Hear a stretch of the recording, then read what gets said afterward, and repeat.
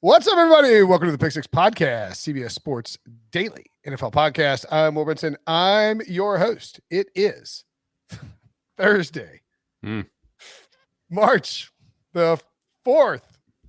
It's Thursday, March the 3rd. Dang it! My phone wouldn't swap off timing enough. Usually I leave it unplugged, uncharged. I got it charging up, being responsible, and didn't know what the day was. Anyway, welcome to March. We knew it was March on Wednesday when UNC Asheville, in the middle of the day, lost to Charleston Southern on a last-second putback. Charleston Southern had one conference win all year, and now one conference tournament win. It is the middle of the Combine, and it's time to dive into Combine coverage. Joining me to do so, Ryan Wilson and Josh Edwards. What's up, boys? Hey. How's it going? It's going good. Yeah, it's actually, that's one of the positives of the NFL calendar being back a week this year is once we get done with the Combine, we just roll right into March Madness. So that's actually a pretty good couple of weeks of sports there. Yeah. Here's how I feel like I'm in Las Vegas inside the convention center because the carpet's crazy and you never see windows. So actually March Madness has started, like the conference tournaments. That's correct. They started on Tuesday, and then like the Southern Conference started like on Wednesday at noon. Wednesday, so NC State hasn't lost yet, is what you're saying? No. Wednesday. Well, well, NC State hopefully lost by 10 points or more on Wednesday. Oh, right. Because what do you need that for? my money. I'm putting money. I'm fading State the rest of the season. God, terrible fan. What a I'm not a terrible fan. If State's gonna suck, I'm getting paid for it. I bet we bet him 7 different ways against Carolina. Carolina -4 like last week.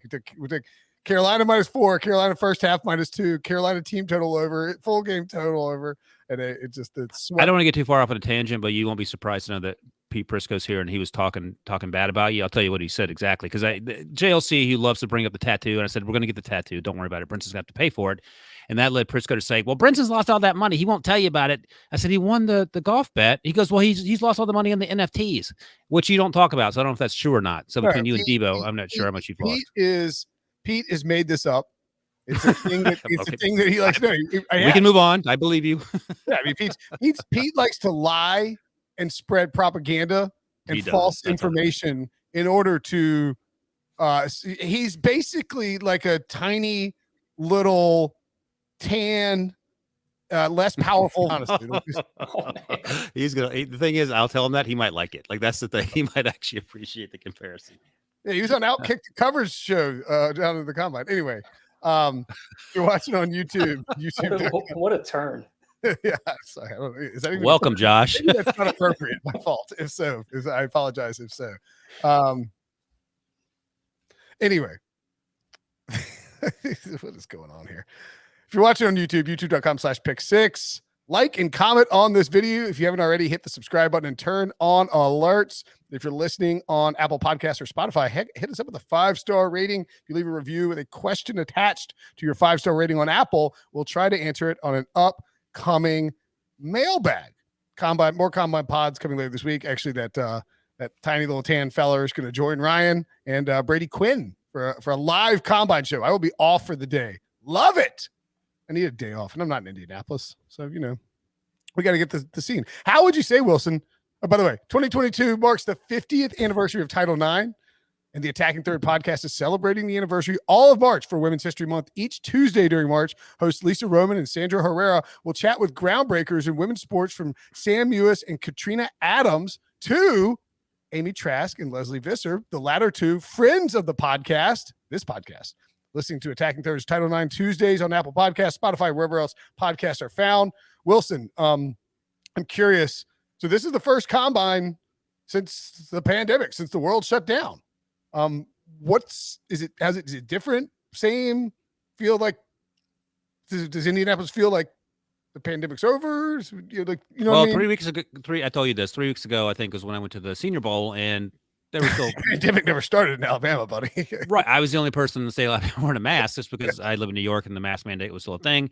LA was certainly strict because California, and then mask mandates are pretty much lifted everywhere. We talked last week about how the NFL was making that weird flex about keeping these players in the bubble, and they backed down. They had to put on some primetime programming, so they had something to do with it. But also, the mask mandate's been lifted here. So I think I've seen a handful of people wearing masks. No one's wearing masks outside. It's been unseasonably warm here, which has been great. But even indoors, I mean, I've shaken as many hands this week as I shook the last 3 years combined. Just I was kind of hoping we just get fist pounds, but here we are. It started that way, and then people are hugging and all sorts of stuff. So it feels back to normal, and we'll see what happens. But yeah, no, it feels as normal as it possibly could, given how the last 2 years have unfolded.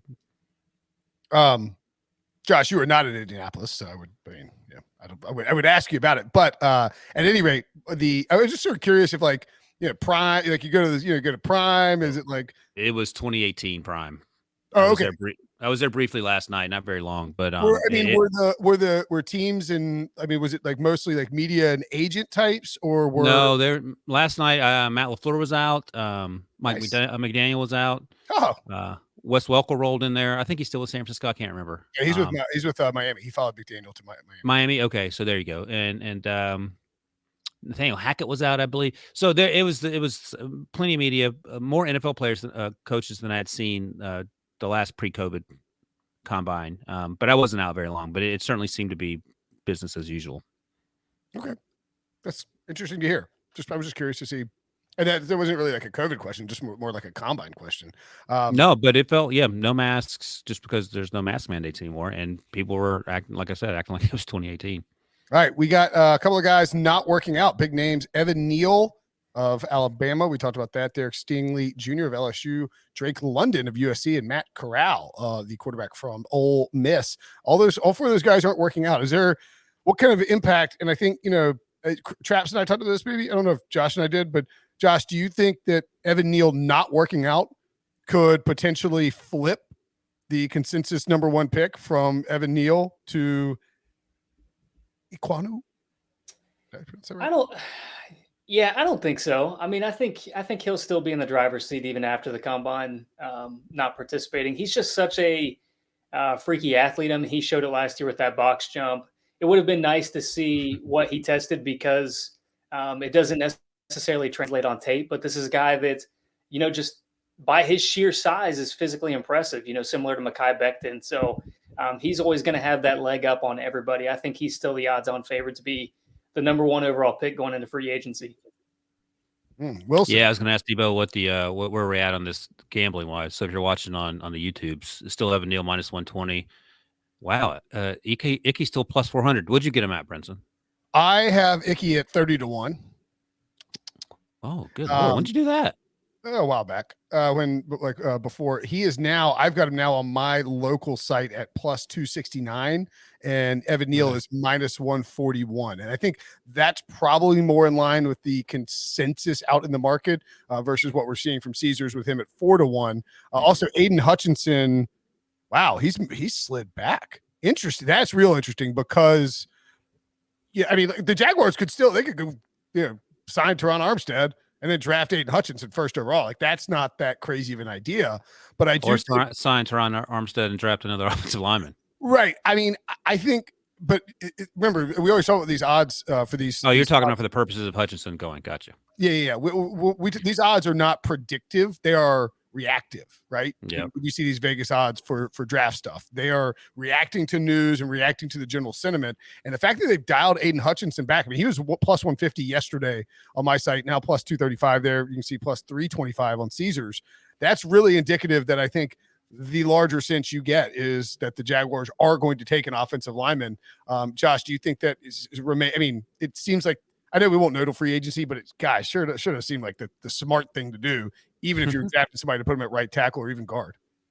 Yeah, as currently constructed, I think offensive line makes the most sense for Jacksonville because as we talk about with all of these young quarterbacks, even Joe Burrow going into his third year, you have to protect the quarterback. That's got to be your number one priority if you were unable to do so last year. So the fact that Jacksonville kind of let Trevor Lawrence down last year, that's got to be priority number one going into this offseason. So, if you take an offensive lineman at number one overall, I don't think it's out of the question you take another one on day two. You just add some bodies to that lineup, and so you feel comfortable protecting Trevor Lawrence. I think that's the ultimate objective. So let me ask you something quickly, Brinson. I haven't talked to you guys in a few days. Has this come up? Have you body slammed Debo about Chris Ballard's comments regarding Carson Wentz? No, we talked about it. Breach and I talked about it. We didn't really body slam Debo. Well, I know you like to poke him over Carson Wentz stuff. So are you okay with that, Debo? I thought he moved on. I thought you moved on from Carson Wentz after admitting that he's terrible. He was like the 17th best quarterback in football last year. People act like I said on yesterday's show. People act like he was, again, which he was in 2020, the 32nd best quarterback in football, or worse than that when you factor in other backups coming in. He was not bad last year by, I shouldn't say any stretch. He was terrible in week 18 when it matters the most. He did not come through when they needed him. But if that Jaguars loss happened in week 6 versus week 18, the narrative around Carson Wentz is entirely different. He did not have a bad season, really, by any measure. What's the buzz in Indy? Is it just like Carson's done? Here's the thing. Like, I think Debo's right. Like, my opinion of Carson Wentz hasn't changed other than the fact that Chris Ballard's like, look, man, we're done with this dude, even though it just cost his first-round pick. Frank Reich was actually sort of, you felt bad for him because, like, I stuck my neck out for him. We were really close. Wanted it to work. And, Frank Reich didn't say we're done. Chris Ballard was certainly more in that direction in terms of comments. But that's the other thing. You never hear people in that position say exactly what you think they should say. They sort of dance around it. So I thought that was interesting more than the fact that, like, Carson Wentz feels like the same guy he was 3 days ago, but the fact that, Chris Ballard said it out loud was certain something else. Yeah, certainly interesting. Doesn't have anything to do with these guys working out, but I'm glad you brought up, the opportunity to dunk all over Debo again. Of course, I thought you may have taken that opportunity when I missed it. I didn't want to miss it. No, yeah. I mean, yeah. I sort of feel, I don't know. I kind of feel like they're going to have a hard time moving on from it. What do you mean? It didn't sound like it yesterday. Well, I mean, you have to have another option. You can't just cut Carson Wentz and just roll with Easton Stick or somebody. I look forward to week 1, 2022, when Carson Wentz is the Pittsburgh Steelers starter, and we have a whole new conversation around him.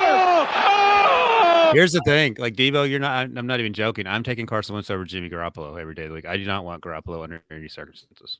I think that's been a recent debate between those two. I don't think there's a ton of separation. My number 1 quarterback is, I'll rank him, Trubisky number 1, Carson Wentz number 2, and then Jimmy G. Oh my God, what has happened? Look how happy Josh is. Hey, Debo now has audio of all 3 members of this podcast saying we take Trubisky over Carson Wentz. So I mean, we brought up, and Josh is a noted Browns fan, but going into next year, independent of kind of money and the whole situation, would you have Carson Wentz or Baker Mayfield? I would still have Baker because I know at least there's some upside there to win a playoff game, Carson. Oh, my God. Up high, down hard. My God. I honestly, I'd like to report a murder.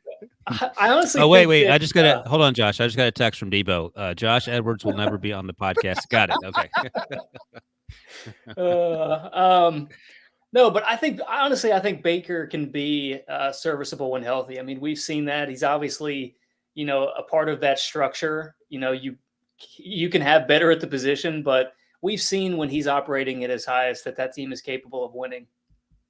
And going back to the first pick in the Jaguars, I do think it's kind of interesting. You look at this free agency class, and like two of the top listed, I'm just looking at spot track just to make sure I don't miss any of these guys, but 2 of the top listed guys are Jaguars free agents, Cam Robinson and Andrew Norwell, which is kind of amusing. But you can go out and sign like Brandon, just throw money at Brandon Scherf and Ryan Jensen, and then complement them with Icky or Evan Neal to start at left tackle. And like at the very least, you'd have, I guess here, what's funny about that? I agree 100%. Like, that's what I've been saying that for months. Like, that you should do that. And I've talked to people, like, I've floated that idea to some people in the league, and they're like, eh. And then Daniel Jeremiah tweeted last week, like, whatever the tweet was about so-and-so of the number X of the Y last teams to go to the playoffs, they had no first-round picks on their offensive line. But I think that's sort of a risky proposition. Unless you're drafting, you're crushing the draft picks. What is that nonsense? I thought Debo was going to bring up the Daniel Jeremiah. This is not a Photoshop. Not a Photoshop. Where'd he get that? He's sitting there thinking, I can't believe I didn't earn this. They do not win the Super Bowl without Carson Wentz. He's I'll like, leave it sweet, at that. sweet. If you're watching on YouTube, it's a picture of Carson Wentz holding the, or if you're not watching on YouTube, it's a picture of Carson Wentz holding the Lombardi trophy. But it's like, no, if you are watching, you know who that is because it's not clear that you don't recognize him. I'm surprised he's smiling. I feel like he was certainly unhappy when Nick Foles led his team to a victory. He's staring into the Lombardi. It's like, he's trying to figure out if he's like smiling because he realized no one can tell that he's unhappy. He's like, look, yeah, you can't see in my eyes that I was secretly rooting for the Patriots for 60 minutes just now. Anyway, Poor Debo.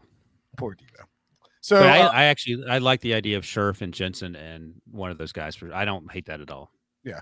It seems like Stingley is starting to drop pretty aggressively on a bunch of boards. Is that have you had him down for a while, Wilson? Or Josh? Like usually, like for the fall, he was number one. I like Mike Gardner better now just because he's played more. And I was talking to Scott at the Senior Bowl that said that's not crazy to think that Stingley's behind Mike Gardner. And he said also Mike Gardner's available because Stingley hasn't played. He also has a list Frank. I didn't know it was list Frank until he didn't show up for decided not to work out the combine. So that's more serious than just like a Drake London fractured ankle. But, if he's healthy and he's able to train and he looks good, that's certainly the thing. But, I mean, Josh, what do you think? 2019, he was lights out. 2020 was a COVID year. This year he played 3 games and looked terrible. So where is he? Well, that's the question. I think it's going to vary by team. Some of them will say, look what he's capable of in 2019, where he's one of the best cornerbacks in college football as a true freshman. And then you review the past 2 years, and he's been dealing with injuries. Now he's dealing with the Liz Frank. That's a concern. I mean, he hasn't played a football game since September 18th. So any team that is willing to take him, in the top half of the first round, whether that's above Ahmad Gardner or not, is taking a risk. You're taking a gamble on what he could be for you at the next level. As far as talent is concerned, I think he's clearly one of the top 2 cornerbacks in this draft class, aside Gardner. But if you are anywhere near split on the 2 prospects, you're going to favor the one that has been on the field the last couple of years. Yeah, absolutely. And I mean, I think I read, I'm trying to think who said this. So apologies for not remembering, but and especially if it was one of y'all too. Somebody was like Stingley's, or maybe it was Todd McShay talking about it. It's like to Albert Breer. Stingley's 2019 freshman tape, like true freshman tape, is some of the best. That's DJ was talking to Peter King. That's right. That's what it was. Okay, talking to Peter King. Yeah. There you go. DJ talking to Peter King. My bad, DJ. And I don't know if this is to get back in Debo's good graces or not, but actually in my mock tomorrow, I have the Browns and the Eagles making a trade in which Philadelphia is able to get Derek Stingley Jr. So you kind of get an idea of where he's going to be taken in the first round. That helps, Josh. That helps a little bit. I just got a text. I got a text from Debo that says Josh is still dead to me. I thought Josh was going to say. Go ahead, Josh. I was going to say I thought my mic was starting to sound a little bit clearer after I said that.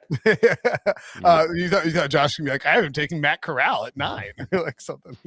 Nope.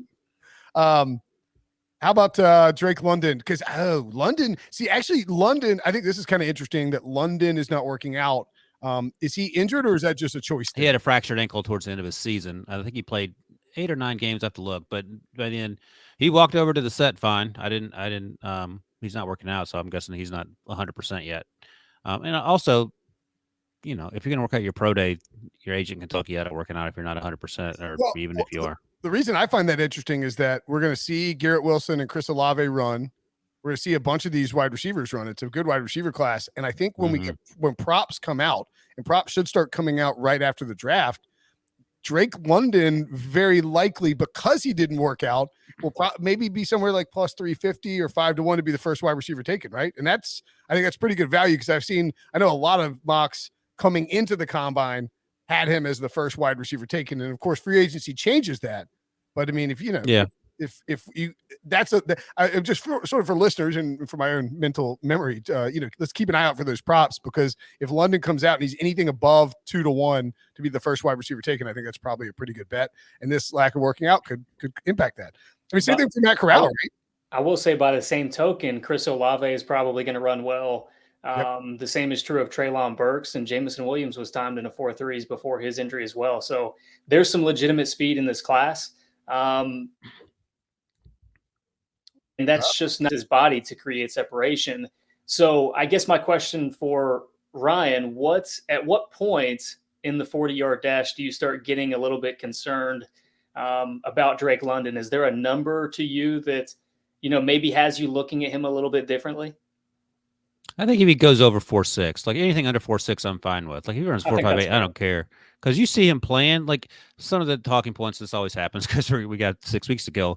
The separation wasn't there, and that's why I had to always have contested catches. He ran by plenty of guys. And here's the funny thing is we talked to Jeremy Ruckert today, the Ohio State tight end. We talked to Garrett Wilson as well. We didn't get a chance to talk to Chris Olave, but I asked Jeremy Ruckert who he thought was faster, Olave or Garrett Wilson. And he said, I don't know. We talked to Garrett Wilson. He goes, Chris Olave. He didn't even hesitate. And I think Garrett Wilson plays faster than Chris Olave. But, I mean, every time you hear someone talk about him, Chris, they say he's going to be a burner. And that's the other thing. Like, I love Drake London, but I also love Garrett Wilson, and I also love Treylon Burks. Who's your number one? It's one of those three, Josh, right? Who's your number one? Yeah, so actually I just put up my updated offensive rankings today, and it's Garrett Wilson, and then I believe it's Jameson Williams, Treylon Burks. Those three are at the top there just because I value what they can do in open space. I mean, I think that's kind of the calling card in terms of what you're looking for at the wide receiver position in the NFL these days. Yeah, no, I'm right. Jameson Williams that's the top four for me. I don't even know. I haven't decided yet how I'm going to sort these things out because they're so good. And then, this is your list, Josh. You have Chris Olave at 4, so you weren't even telling the truth. No, I didn't go into number 4. I didn't say London was my 4th. Man, I'm channeling Debo. trying to throw me under the bus here. The one name that is not listed there that I would have been curious to see is George Pickens, because I think he would have been in the conversation for even one of the top 2 wide receiver prospects in this class had he been healthy the full year. I was a little bit surprised that he decided to come out, but that's a guy that if you're a team with a day 2 pick and you haven't addressed the wide receiver position yet, that's one of the guys that you're probably targeting is somebody that can come in and be that alpha wide receiver for your team. And you know the interesting thing about that, Josh, is that he tore his ACL in March, I believe, so almost a year ago. Came back, but he didn't play much of the season. And I only think he had like 5 or 6 targets, and he had a couple big plays in that Alabama game. But Jameson Williams had the whole season where he dominated, and then he tore his ACL, and you feel more comfortable right now taking Jameson Williams than George Pickens, even though maybe George Pickens is a higher upside guy in the end. It's just the timing is not curious, but it certainly had an effect. And to your point, maybe if George Pickens returns, he's wide receiver 1 next year. Interesting indeed. All right, let's take a quick break. When we come back, is the quarterback trade market completely dead before it even begins? We will tell you coming up next. So some interesting comments from various GMs through Wednesday afternoon. They're done talking on Wednesday, right? Sometimes some guys trickle in. I think they are done. Yeah, Tommy Tran mentioned that he thinks they're done today. Because I didn't talk. That's JJ and JLC in Prisco territory, so I sort of don't pay attention when the guys come over to the set. But I think today's the last day, or Wednesday is. Excuse me. Yeah, Wednesday was. Sometimes it used to be the guys would trickle in on Thursday, but that has not been the case. Couple of quotes from Chris Greer of the Miami Dolphins, the GM of the Miami Dolphins. Asked whether he felt Tua Tagovailoa could be an elite quarterback. He said, "I can't say he can't be." What does that mean? Do the contraction math on that. I cannot say he cannot be elite. In other words, I don't know, but I have to. Is that the same as I can say he can be? It's the same as what Tua said when he said, "I don't not feel wanted." Golly, by the Dolphins. So not great comments from him there. More interesting, perhaps, though, is the comments he made about other teams' quarterbacks. He said that the Dolphins did reach out to the Saints to gauge Sean Payton's availability. This is via Marcel. Oh, he confirmed that? Yeah, but New Orleans blocked any possible move for the now retired coach. And he also said he had, quote, no conversations about Tom Brady. Oh, okay. And then he said, quote, the door is shut on Deshaun Watson. End quote. Do you believe that? Well, I mean, if you think about the way, all right, so you think about the way he answered the Tua Tagovailoa question. I don't understand it, but okay. Right. I mean, if he were thinking about Deshaun Watson, you would believe that he would give some sort of vagary answer there as well, right? Could the answer be more vague than the one he just gave? I mean, the door is shut on Deshaun Watson. Is pretty. No, the vague answer about Tua. Like, I don't. It's such a crazy way to answer the question. I can't say he can't be. It's amazing. So it does seem like, and Lovie Smith was asked about Deshaun Watson and said, "quote I'm a patient man." So it doesn't sound like the Texans are interested. And the way Nick Caserio described it, he says like if we take it day to day, it sounds like ridiculous. It sounds like the Texans are. Unless somebody just blows them, they're not going to give away a discount on Deshaun Watson because he still has these allegations hanging over his head. It's sort of how I Has think. anyone updated us on where we're at in the allegation process in terms of it's still ongoing? Is it going to be done soon? Like, do we know anything about that? I mean, I think they're just in negotiations, probably doing back and forth on discovery. They haven't started discovery or anything like that, I don't think. Josh, do you believe that Tua Tagovailoa? Would you be willing to can't say that Tua Tagovailoa is elite? Oh, I'll say that he's not elite. I do think that Miami is probably committed to him just by how things transpired in the coaching search.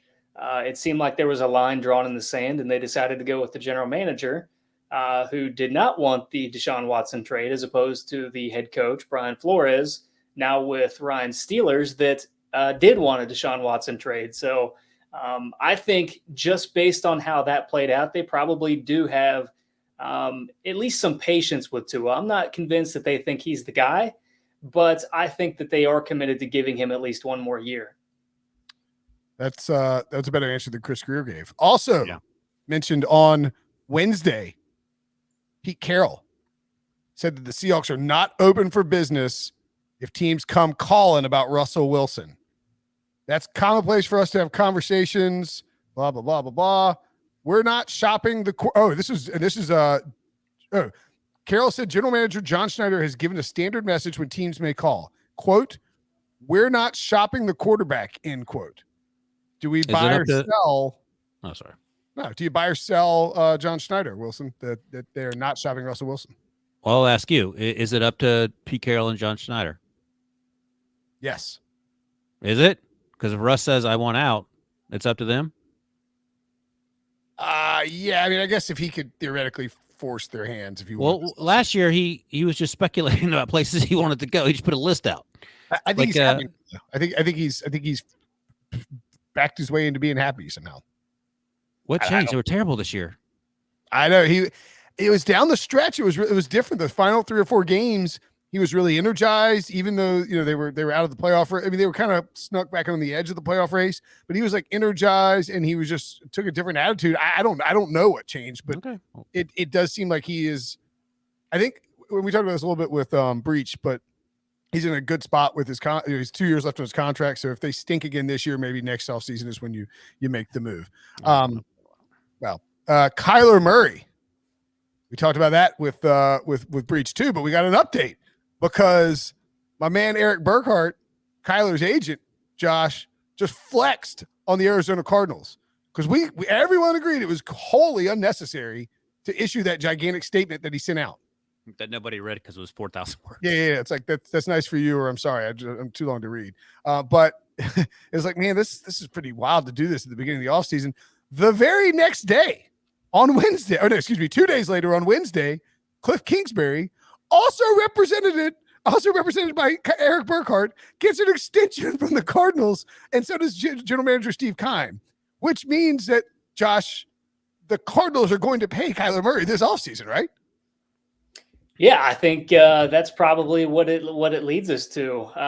That statement was very appropriately timed. I think the very next day is when Steve Keim did his media appearance in Indianapolis, so he was forced to address all of those questions. I think because of the investment that they made when they elected to trade Josh Rosen and draft Kyler Murray, that was almost similar fashion to Dave Gettleman trading for Leonard Williams and giving him the franchise tag. You're pot committed at that point. You are going to give Kyler Murray whatever he wants to make him happy so that he's your franchise quarterback moving forward. Because if Steve Keim were to say, this guy's not the right fit for us, then suddenly you're looking at his track record of quarterbacks and you're saying, why is he going to be given another opportunity to bring in another if Kyler Murray isn't that guy?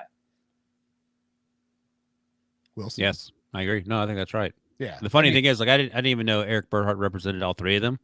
Would have been nice to know when I did radio today with our buddy Bob Haney and Vinny Serrato when they're asking me questions about it. And I'm just, speculating. It makes a lot more sense. I don't think Burkhart represents Kime. But he does represent still, even the fact that's still the management player. You know how you would have known that?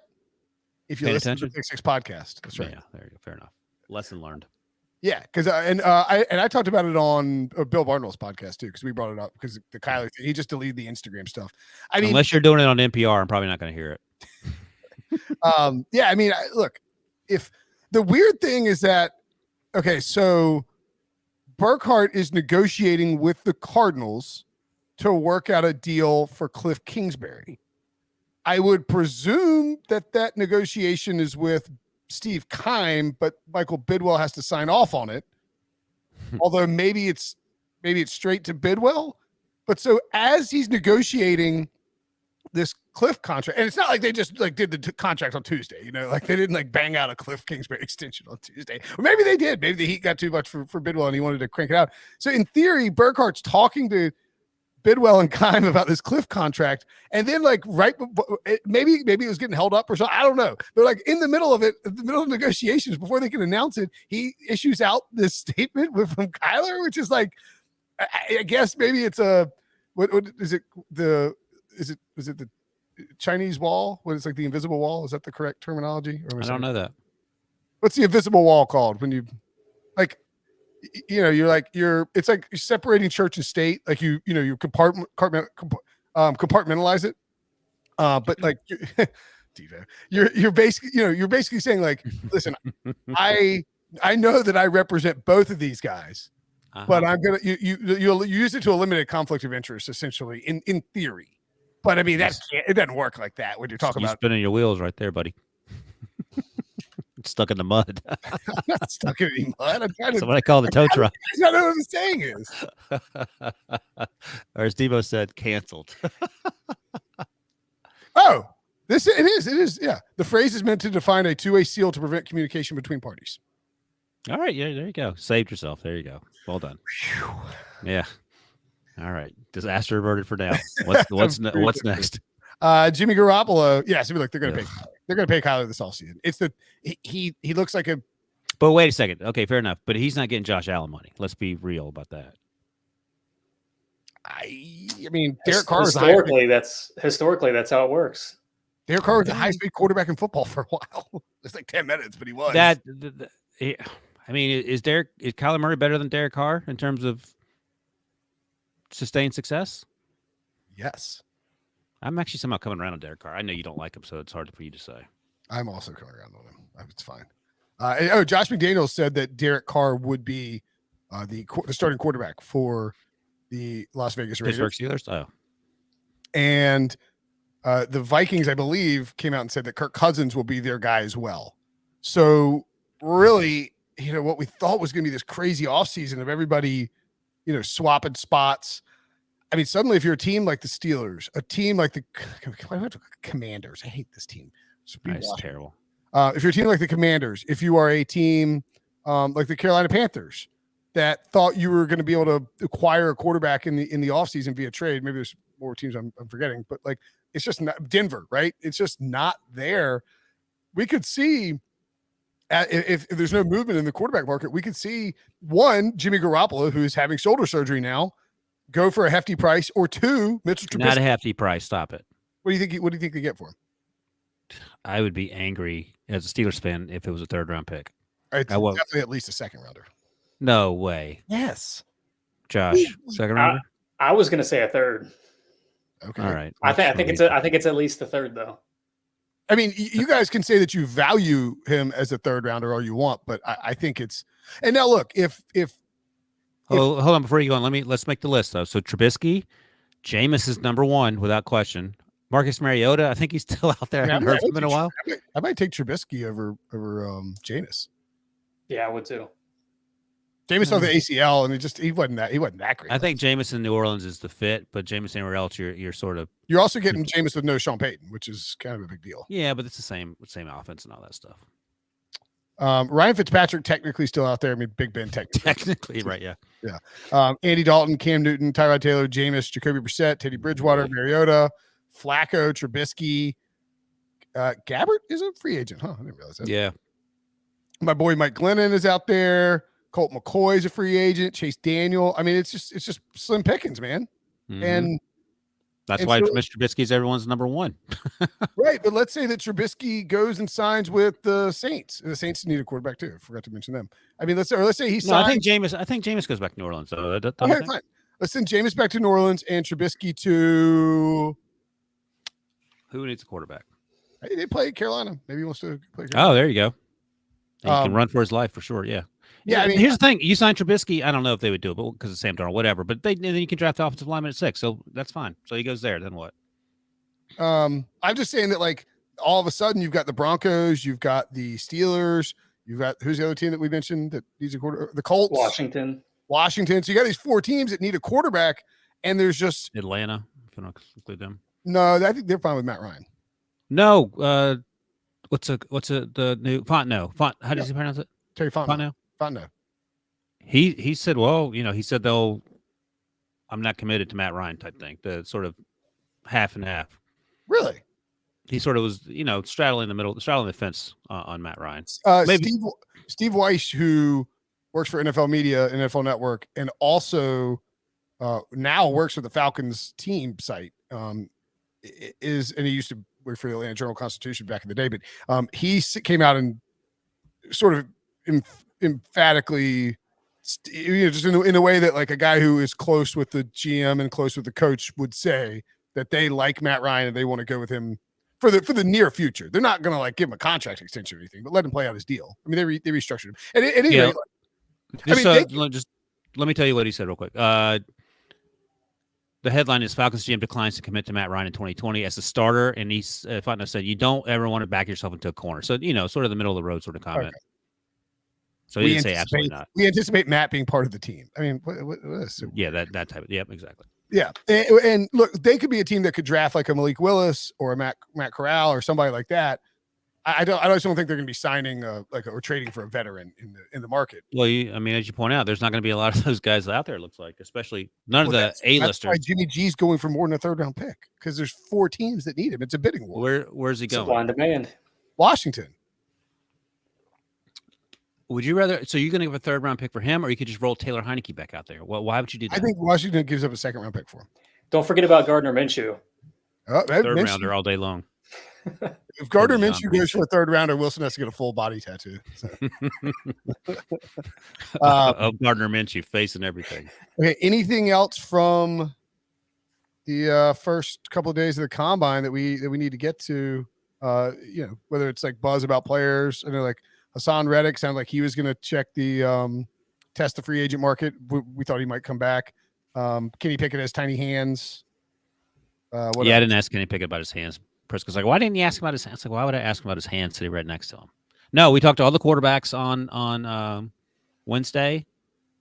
I think this is Wednesday, right? Yeah, and then this show is Thursday, but yes, we're recording on Wednesday. I'm losing track of days. Right. Talked to all the some of the top tight ends, which is great. Trey McBride, Greg Dulcich, Isaiah Likely, Jeremy Ruckert. We talked to a ton of wide receivers, and it's funny, like, because Brinson, you were coming to the combine 6, 7, 8 years ago, and even then, I would imagine I wasn't covering the draft then, but you were here with Prisco and JLC.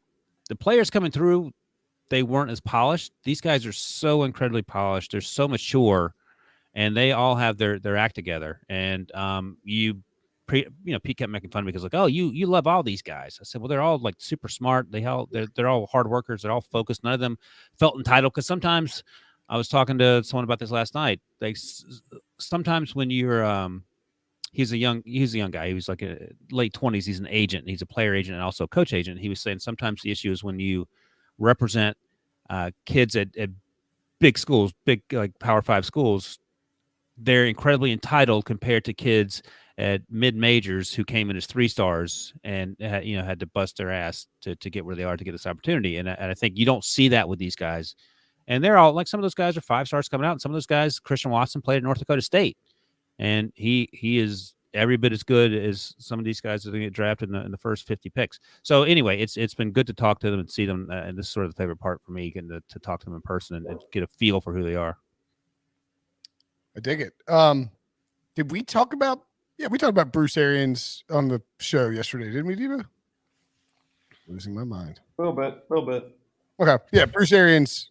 You heard what BA said, right? About Tom Brady. He said on HQ, I think, right? What did he say? No, it was HQ like filming his podium session, I think. But because he came in later and talked to Prisco and Chase. Yeah, he was asked if he would help facilitate a Tom Brady move to another team. He said, "Nope, bad for business."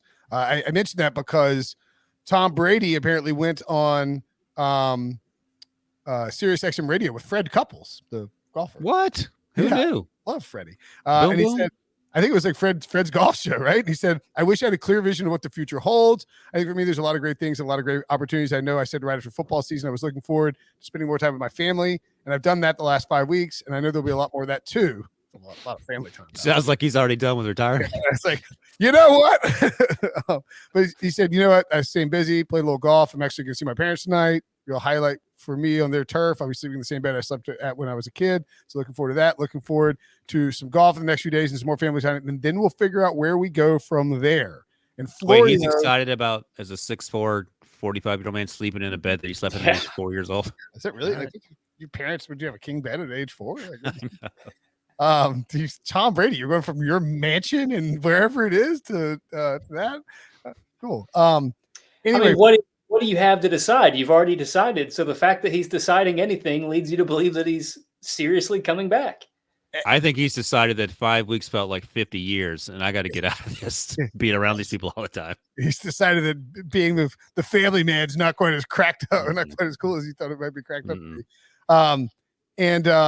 But Mike Florio of Pro Football Talk goes on to write, he's like, earlier this week, we reported the Dolphins had planned to make a run at Brady. I believe for several weeks that he'll be joining the 49ers eventually. 2 years ago, the San Francisco was his first choice. The 49ers foolishly said no thanks. This time around, they'd surely welcome a chance to bring Brady home to play for his boyhood favorite team. Interesting. And Tom Brady's, declining to say that he's. I mean, he didn't really say. Is this going to be a Brett Favre situation? It's going to be a Tom Brady situation, I think. No, but is it going to be wishy-washy? Sounds like it. Also, it's fine. I'm okay with that. Also of note, Matt LaFleur said that, he said that Aaron Rodgers played, quote, a significant role, end quote, in the Packers bringing back Tom Clements. I will echo it again, what I said on the podcast with Breach. I think it was with Breach. I don't remember anymore. Packers minus 140 to win the NFC North at Caesars is a smash bet. Aaron Rodgers is coming back. He's playing for the Packers, and they're going to win the division in like November because the Bears aren't going to be any good. They got a new coach. Minnesota's got a new coach, and the Lions, are the Lions. Like, go bet that. I wonder. What if the Bears are good though? Because that's the thing. You got to do the math. Even if Aaron Rodgers comes back, I'm concerned. 2 games to Aaron Rodgers. That's fine. 140, still you do it. You don't have to overthink it. That's fair. I mean, I wonder if it's moved. I mean, not like we move lines, but sometimes we talk about this stuff right here. Nope, minus 140 hadn't moved. I mean, go bet that. I bet it for a lot at minus 150 on my site, and it's now 165. I think you can say, it moved to minus 500 because you said something. I mean, well, sometimes what'll happen is you say something or you tweet about it and all that, and people go and bet it and they notice it. If it's getting action, it's not like Caesars has their ear to the podcast. It's just that people go and bet it and they're like, whoa, wait a minute, what's happening here? And they'll adjust. Okay. I'm getting a slight echo for myself. So if there's not anything else, we can get out of here. Any other combine thoughts? Anybody else you're looking forward to seeing? Oh yeah, of course. I mean, all these, we just started. So, offensive linemen are coming through, defensive linemen, all the defensive side of the ball. So that's going to be fun, but that'll be in the coming days. I think we have a podcast scheduled for later in the week with, from Indy. And you mentioned at the top with Prisco and Brady Quinn. So that'll be fun. Oh, by the way, the Steelers interviewed Louis Riddick for their soon-to-be vacant GM job. No, they did that a few weeks ago. They've interviewed literally 12 guys. It's a long list of guys. So he was one of the first 2 or 3, I think. No, Schefter reported it this afternoon or Wednesday afternoon. Well, I knew about it 2 weeks ago. Maybe it's a second interview. Okay, maybe so. Oh, they spoke in Indianapolis this week. That's what it is. There you go. Okay, that makes sense. Yep. Okay. Right. Wouldn't that be something? Well, I mean, Troy Aikman, he may not have 3 other partners in the booth, so maybe Louis Rick might be looking for getting back in the business. Suffice to say that the Lou Greasy, what's his name? Steve Levy trio is no mas. I mean, my point is that it's officially going to ESPN. It's over. Right. So Lewis might be looking to get. He had been, I think, interviewing prior to in previous years too. So I guess it's not a surprise. All right, cool. Josh, 2 pods in a short time. Appreciate it, buddy. Wilson, taking your boozing time. Oh, I guess it's 5 o'clock now. So you can Sweet mercy. It's 6 o'clock my time. It's 5 o'clock your No, Indy's on the same time zone. Oh yeah. Oh, okay. Yeah. The sun doesn't go down in Indianapolis, by the way. The sun's still up. You could you'd be down in the lobby of the JW, elbows up with some NFL paparazzi people. Got to grind it out. I'm a grinder. All right, we're gonna grind away. Same for you, Josh. As always, guys, a pleasure.